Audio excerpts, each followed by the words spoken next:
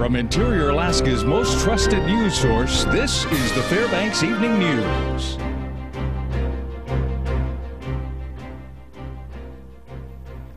Good evening, and thank you for joining us. A 2-for-1 militia member will serve nearly 26 years in federal prison after being convicted of conspiracy to commit murder and to amass weapons. Sentencing came down today for Lonnie Vernon and for his wife, Karen. Karen Vernon will serve 12 years with 5 years of supervised probation once she is released. The Vernons were sentenced today during U.S. District Court hearings in Anchorage.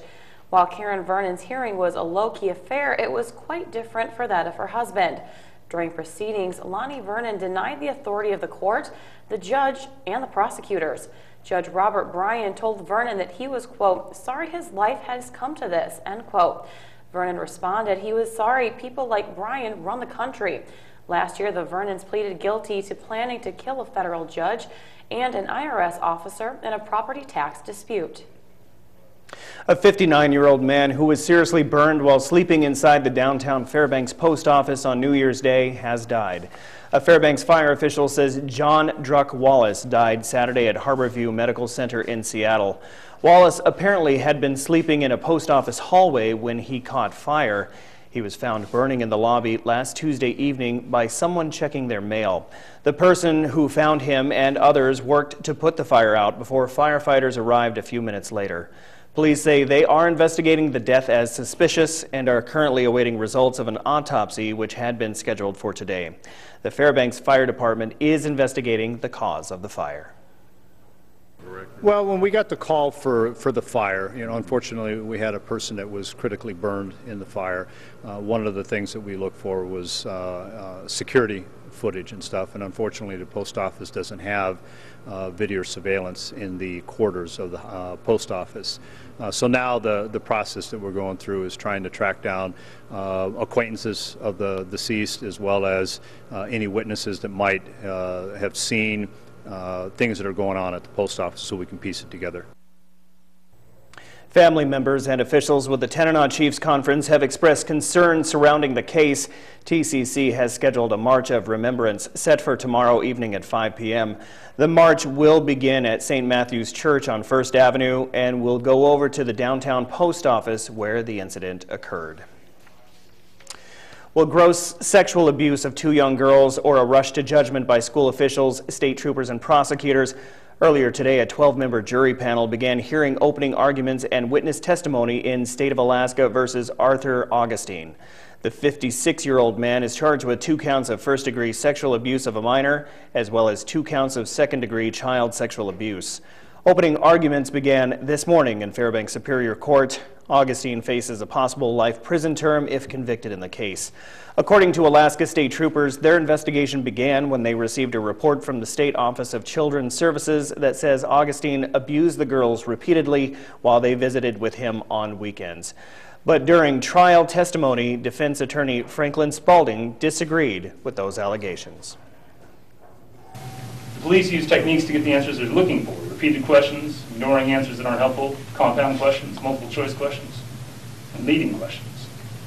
And finally, they ignore the fact that the kids have been significantly influenced by those closest to them. When you hear the evidence, and you're going to hear these tapes, and you see the video of the interview, I want you to please keep in mind that there's a difference between what the kids are actually saying and what the police are interpreting that to mean. The police don't get to tell you what that child means. You can make up your own minds. At the end of all of this evidence, the various witnesses, the introduction of the evidence, the videos, you will be convinced beyond a reasonable doubt the defendant is guilty of the charges. Thank you. Arthur Augustine is a convicted sex offender, having been convicted of sexual abuse of a minor back in the early 1980s. Trial continues tomorrow in the most recent case and is expected to go into next week. All right, well, when we come back, we'll have an update on efforts to refloat the Kuluk.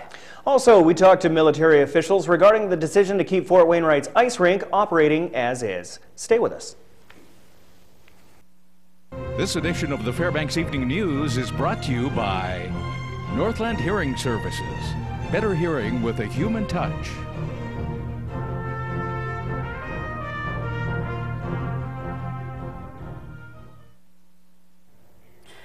back to the Fairbanks Evening News. Late Sunday afternoon, city fire officials responded to a fire that they say started in the laundry room of the Fairbanks Correctional Facility. Officials got the call around 6:15 p.m. Now they say a commercial clothes dryer spontaneously ignited after some kitchen towels were left in it. City Fire requested mutual aid response from University of Alaska as well as the Fort Wainwright Fire Departments. The fire was contained to the dryer and controlled by FCC officers until the fire department arrived. One correctional officer was treated for minor smoke inhalation, and none of the inmates were placed in any danger. Fire calls that we get, we rely on our mutual aid departments to provide assistance. And so we contacted Wainwright and University to respond, and they did assist us. University helped us to be able to ventilate the basement. Because of the size of the building and the configuration of the building, we had to place different fans in locations to be able to extract the smoke from there. So it was a very effective operation. After being refloated, Shell's Kullock drill rig has successfully been moved to a safer location on a bay on the east side of Kodiak Island. It took about 12 hours to tow the Kullock 45 miles to the bay. The Coast Guard is conducting an overflight to determine what debris needs to be cleaned up and if any oil has spilled. But Stephen Russell with the Alaska Department of Environmental Conservation says their preliminary monitoring turned up no sign of oil. The final location of the Kullock still hasn't been determined. Shell says it hopes to anchor the rig in the bay, but if that doesn't work, it will stabilize the rig with tugs. The Kullock had been grounded since December 31st. Last week, the United States Army Garrison Command released their decision to keep the ice rink on the Fort Wainwright installation as is. It was one of the largest responses to a survey done in 4.5 years. With over 1,200 responses, the community voiced their opinions on why this space should remain there for the community. The news center spoke to Colonel Ronald M. Johnson today about the decision, and he says although this could always change, the survey was another way to inform command of the importance of the rink. You know, when we make decisions, we want to make the best decision we can, and the more information you have, the better decision you can make. I know that other installations in the lower 48, you know, all the installation commanders are charged with being plugged into the community outside the fence. But I would say that there isn't any community outside the fence of any installation that's as supportive to their installation as the Fairbanks community is to Fort Wainwright. So we do it way better than anyone else does, clearly. 41-year-old Janae Collins of Anchorage is facing formal charges of felony arson and reckless endangerment. She is accused of intentionally setting a fire that destroyed an Anchorage apartment complex. The January 3rd blaze at the Callis Apartments injured 2 people and displaced over 24 residents. Fire Chief Chris Bouchou said the fire was classified as arson after a joint police and fire investigation and after interviews with residents. In all, 24 apartments were affected with 7 families displaced. The 3rd floor and roof were engulfed in flames when firefighters arrived. University of Alaska Fairbanks officials say a greenhouse conference is scheduled for late January. The UAF Cooperative Extension Service is hosting the annual Alaska Greenhouse and Nursery Conference. The 2-day event is scheduled to begin January 24th in Fairbanks at Pike's Waterfront Lodge. Educational presentations and trade show will be geared toward greenhouse and nursery operators, but anyone may participate. State lawmakers pre-filed dozens of bills today in anticipation of the start for the 2013 legislative session. The bills cover a wide array of topics, from reducing the cost of school loans to adding definitions for gravity, knives, and switchblades into criminal law. One of the bills that Representative Mia Costello is supporting is school districts having a cyberbullying policy in place. Representative Max Grunberg talked about addressing issues raised under former Governor Sarah Palin's tenure. These suggestions will be discussed for the legislative session next week in Juneau. How you doing? Hey! How's it going, Joe? I'm doing all right. How you guys doing? Not bad. I hear Okay. big news from the Hill. Oh, yeah, most definitely. We got a new volleyball coach up there, up the hill. And we're also going to recap some high school basketball dynamics. Men's basketball team, they did a good job on the road this weekend. That's coming up next in sports. Good stuff. I was just like...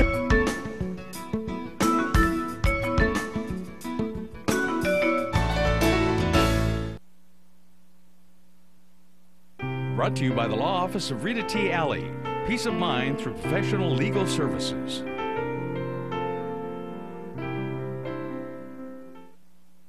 Hello, Interior Alaska. Hope you had a good weekend. Joe Cook here in the sports seat once again. It's Monday, so that means it's time for the weekend recap. But first, earlier today, your Alaska Nanniks volleyball team named their new head coach. The new head coach for the 2013-2014 season will be Mallory Larrañaga. Larrañaga replaces Phil Shoemaker, the winningest volleyball coach after 13 seasons, but Larrañaga is a Nannook. She has served as an assistant coach the past 2 seasons, and she played for the Nannooks and for Shoemaker from 2001 to 2004. Larrañaga, formerly Bergstrom, is arguably the all-time best Nanook volleyball player. She was the only All-American in program history and ranks as the all-time leader in kills and 3rd in digs. She is 5th all-time in the GNAC in kills as well. Larrañaga has been touted for her recruiting, which brought in the GNAC's co-rookie of the year in Sam Hartoon, standout Caitlin Mataya, and Echel Olsen, and has 3 other top recruits coming in next year. Larrañaga's coaching experience includes a year as the head coach at Lathrop and has spent 3 years coaching a top club team in Oregon as well as Mountain View High School in Oregon as well. Here's more from today's press conference. We did a national search, full search committee. We did a national search. We had applications from around the country, current and former head coaches, assistant coaches, coaches Division I and II level, and our decision was to hire Mallory. Good guidance from Phil Shoemaker, who for so long tried to build this program and hand it off to Mallory. So we're very pleased that we're able to continue to invest in our own and do it in a very good way. It's unbelievable, and really it hasn't sunk in. This is my dream job. You know, I'm not going to tell anybody anything different. I'm a part of something forever, and I'm excited that I'm able to continue in a big way, in a leadership way. With the new girls coming in and everyone getting back together after this break, I think with her being the head coach and she has more of a say, it's definitely going to make a huge impact on how we play. And on Saturday, the Mount McKinley Bank Holiday Classic at Boileau Hall was in its final day. The Monroe Lady Rams were in their final game against Nome, and it didn't go the way they would have liked. The Nannooks led 15-6 after the first quarter, but Monroe, hey, they battled back in the second and third and went into the fourth quarter down by just 4. However, Nome outscored the Rams 12-2 in the final quarter and would win 40-26. The Nannooks had 3 players in double figures, including Chayla Johnson with a game-high 12 points. Devin Johnson also added 10 and talked about Nome's first tourney in Fairbanks. It's really awesome here. We've never been to Fairbanks, so I love it. The hospitality is great, good competition. Like playing with 4A schools really makes us play better. It's really easy to sink down to the competition level, and playing with harder schools really makes us see how good we can be. For us being, we're a young team and we're a little bit unexperienced. It was a good tournament to be in. We played 3 good teams. I mean, West Valley being in the championship game last year at state. We got Nome. I would be completely shocked if Nome doesn't make it to state. And Colony. I mean, it was a tough tournament. I'm glad we're in it because we need that pressure. We need them to pick us up full court so that when we start playing, you know, the teams in our region, we can be ready and be prepared. The Monroe boys, however, continued their great play as they faced the Colony Knights in the final game of the tournament and were nice hosts until it came to game time. The Rams put down the hammer. Monroe started the game strong with a 17-8 first quarter on the Knights, and they would win 47-32 for their 3rd consecutive Mount McKinley Bank title and their 2nd straight tournament title. Scooter Bynum had a game-high of 17 points, and David Stepovich scored 16. The Rams are now 11-1. Christian Nickerson, a forward for Monroe, talked about the big guys making plays and not just their star guards. Coaches wants us to come in every day and work hard and make sure that we're making everyone else better and to like make hustle plays, and so that's what the big guys have been doing. And today we finally got our opportunity to show that we are good big men. I thought it was a tremendous performance considering this is the 12th game in 3 weeks and all the travel. I think we could have made a lot of excuses to not play well, and we didn't do that. You know, we really stepped up. Everybody contributed, and in a difficult situation, I think we found out a little bit about ourselves.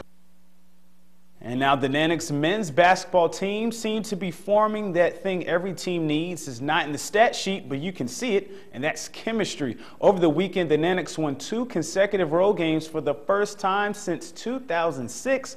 Their 74-55 win over Northwest Nazarene on Saturday extends their winning streak to 4 games, which is the longest since 2007, and brings the Nanics to 8-4 overall and 3-1 in the GNAC. The Nanics never trailed and defended the 3 very well, holding the Crusaders to 1 of 9 from deep. Dominique Brinson led the Nanics with 19 points, and Sergei Prutsar added 13 points and 7 boards. Pat Voot was named the GNAC Red Lion Co-Player of the Week as well. Voot scored 31 points during the 2 road games and led the Nooks in steals and assists. Next for the Nanics is Simon Frazier this Thursday in the Patty Center. And that'll do it for sports tonight. Thanks for rocking with me for a little while. For more KTVF sports coverage, check us out on webcenter11.com, YouTube, and Twitter. Stay cool, Alaska. Mike Schultz has your full weather forecast coming up next, and we'll catch you next time. Hey, welcome back, everyone, to weather. And good news, folks. We are looking at temperatures that are going to continue very mild for this time of year. I'll take it. In fact, you could be looking at record January, the way things are heading out. So what's warm record? What's mild? Well, the normal high is 1 above, and we've been 5 or 6 degrees above. Oh, okay. So that's really good, because Daryl will tell you we can get to 40 below this time of year very easily. I'm not complaining. Yeah. Speaking of numbers, let's go out to the airport and see what's happening out there. It's 6 below currently. Our high today was 3 above. The record low 55 below in 1975, record high 33 in 1907. Sunrise this morning was at 10:45. Sunset at 3:13 this afternoon, giving us 4 hours, 28 minutes of daylight. That's a gain of 4 minutes from yesterday. And our photograph for tonight, this one sent in by Bill Brophy. We'll call it the Great One because it is the Great One in the background there. Mount McKinley, a beautiful shot from Bill. And if you have a photograph to share, by all means, send it to Mike Schultz at KTVF11.com. Unfortunately, we have another air quality alert in effect for Fairbanks. Unhealthy conditions right now, but North Pole is unhealthy for sensitive groups, and that is good until 12 noon tomorrow. Here's our satellite picture today. As you can see, we're looking at an area of low pressure spinning around in the Gulf of Alaska. This area of low pressure continuing to bring the warm air from the south. Most of the clouds banking up against the Alaska range, so no precipitation in our neck of the woods, but there is some clouds and showers that might possibly move into the picture by tomorrow. Across the rest of the state today, we have some showers over the Juneau area, a little bit of rain shower activity. Elsewhere, we have snow showers on the north slope at Barrow, and a little bit of cloudiness up and down the west coast. Not too bad at Fort Yukon, 10 degrees above zero. How about that in Fort Yukon? Lower 48 weather, more rain across the Pacific Northwest. Skies have cleared out over the southwest. More rain developing across Texas. We'll tell you about that a little bit over the Gulf Coast states. We have some rain showers too. Nice weather over the northeast. Now the big news is this storm system is starting to take shape over the southwest. That's going to be becoming a very potent weather maker. More rain across the Pacific Northwest. This storm will bring strong storms to Texas tomorrow. Heavier rain over the East Texas side. And the overall picture calling for the jet stream to take a big dive down to the southwest, pulling all that cold air in from Canada across the northern Rockies. But warm temperatures will continue across the southern sections of the country. Back to Alaska for tomorrow in the northern sections. Isolated snow in Barrow, partly cloudy for Nome, and flurries expected at Fort Yukon, the high 5 below at Fort Yukon. Here in the interior, we'll see more clouds moving in with scattered snow showers developing for Fairbanks and Healy. Over the southeast sections, again, mixed rain and snow for Juneau and Ketchikan, so kind of a wet, sloppy forecast there. Over to the southwest, snow showers for Cold Bay and Bethel with partly cloudy skies at Kodiak. And in the south central sections, partly cloudy at Anchorage and Homer, but snow is likely once again for Valdez. It is time once again for our Kids Weather Watch, and this week we are talking one day for our weather fact. 1988, 27 inches of snow fell over parts of South Carolina. Again, thanks to Mount McKinley for helping our kids' weather. And tomorrow we will start it all back up again with North Pole Elementary being our guest for the evening. Here's our forecast for the remainder of the night. 6 below, increasing clouds through the night, not as cold as it has been. Tomorrow's forecast, 4 degrees above, cloudy with snow showers developing. That will continue in the 5-day outlook, as you can see here, looking at scattered snow shower activity right on through most of the 5-day period. And temperatures, again, continuing above normal, 5 degrees each day. Overnight lows also warmer than they should be. They should be 16 below, but look at the overnight lows right around 0 to the single digits below 0. And that's a darn sight better than it could be this time of year. Like I said, we're heading toward a possible record January. Yeah, not too terrible. All right. Thank you, Mike. We appreciate the warm news, at least, that's for sure. Okay, that will wrap up this edition of the Fairbanks Evening News. As always, we are glad you could join us. Tonight on NBC Nightly News, the showdown over the president's pick to lead the Pentagon. That's next with Brian Williams. And be sure to check us out online at webcenter11.com and on Facebook and Twitter and YouTube. And that will do it from all of us here at the News Center. Have a good night, everyone. We'll see you back here again tomorrow.